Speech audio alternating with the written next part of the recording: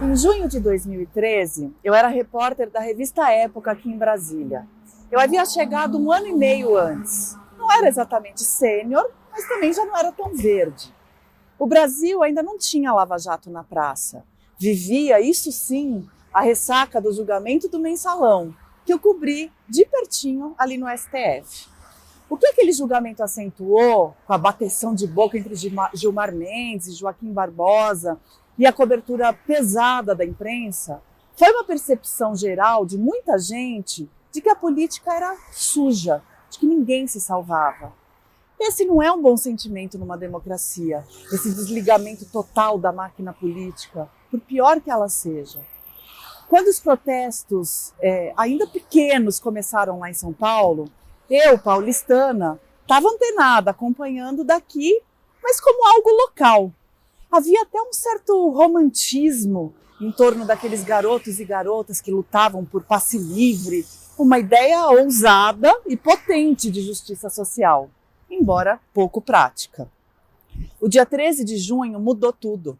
A repressão da polícia militar do Geraldo Alckmin deixou uma repórter da Folha sangrando. Outros vários amigos jornalistas que estavam lá na linha de frente em São Paulo foram agredidos, feridos. E não foi só a imprensa que mudou o tom a partir daquele dia.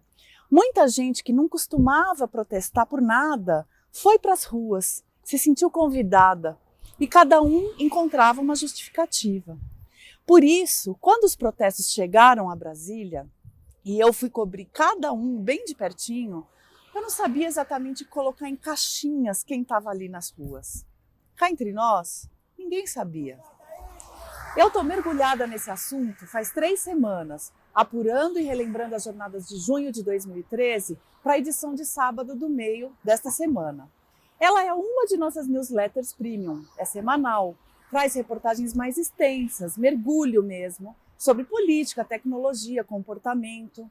Seja um assinante premium, custa menos de R$10 por mês.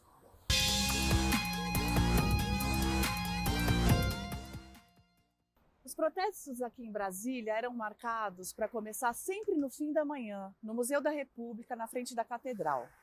Ali os mais jovens preparavam seus cartazes com dizeres como "Desculpem o transtorno, estamos trabalhando para melhorar o Brasil", ou "Queremos escolas e hospitais padrão FIFA". Vocês se lembram?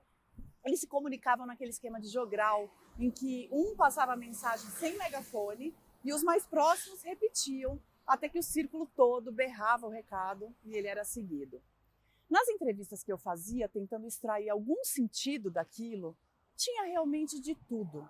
Tinha muita gente protestando contra a presença do deputado Marco Feliciano na presidência da Comissão dos Direitos Humanos da Câmara, por exemplo, e contra a homofobia.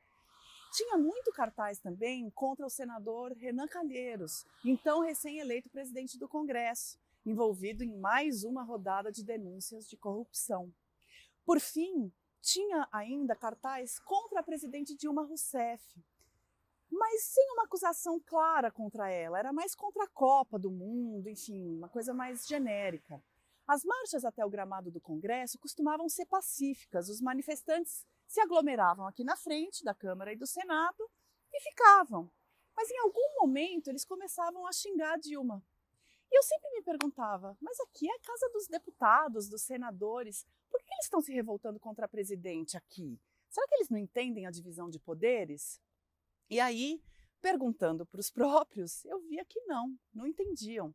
As falas genéricas eram sobre esses políticos que não fazem nada pelo povo, que são corruptos. Era um sentimento difuso, um descontentamento, uma desilusão, que não condizia exatamente com os anos de melhora nos índices socioeconômicos que o Brasil vinha vivendo. Era estranho. Mas isso era porque tinha realmente gente com todo tipo de demanda na rua. O Brasil já estava vivendo vários conflitos simultâneos, como desenha muito bem a professora Ângela Alonso em seu livro 13, que eu recomendo vivamente.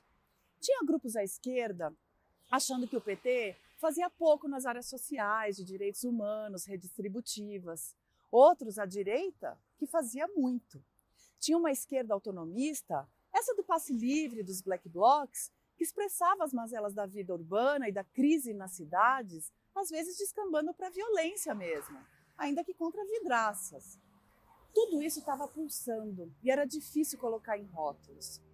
No dia 15 de junho, na abertura da Copa das Confederações, aqui no estádio Mané Garrincha, uma obra realmente faraônica numa cidade sem nenhuma tradição de futebol, a polícia reprimiu os protestos contra o evento e contra a Dilma com muita violência. Eu mesma experimentei o desespero que é tomar a bomba de gás lacrimogêneo na cara. Quando anoitecia, o perfil dos manifestantes ia mudando, o clima também. Iam aparecendo pessoas com camisetas enroladas no rosto, que começavam a atacar pedras no espelho d'água. Na noite do dia 17 de junho, eles subiram a rampa do Congresso. Foi tudo muito tenso, teve gás de pimenta, correria, depredação. A Polícia Militar do Distrito Federal não era exatamente conhecida por aquela sutileza com que tratou os golpistas do dia 8 de janeiro desse ano. Mas até ali, ainda eram cerca de 5.000 pessoas na rua aqui em Brasília. Foi no dia 20 de junho que a coisa mudou de patamar e de cara. Teve a invasão do Itamaraty e as falas das pessoas nas ruas iam tomando forma. As insatisfações iam se condensando num grito contra a corrupção. Nessa palavra estavam encapsuladas vários tipos de insatisfações. Ela tem um peso moral. Uma pessoa corrompida não é só aquela que desviou dinheiro público, é aquela que perdeu seus valores, que é do mal. E naquele momento, a corrupção estava toda concentrada em um ator político, o PT. A gente pode não fazer essa conexão claramente, mas as jornadas de junho são resultado, entre outras coisas, do julgamento do Mensalão, que acabou em dezembro de 2012.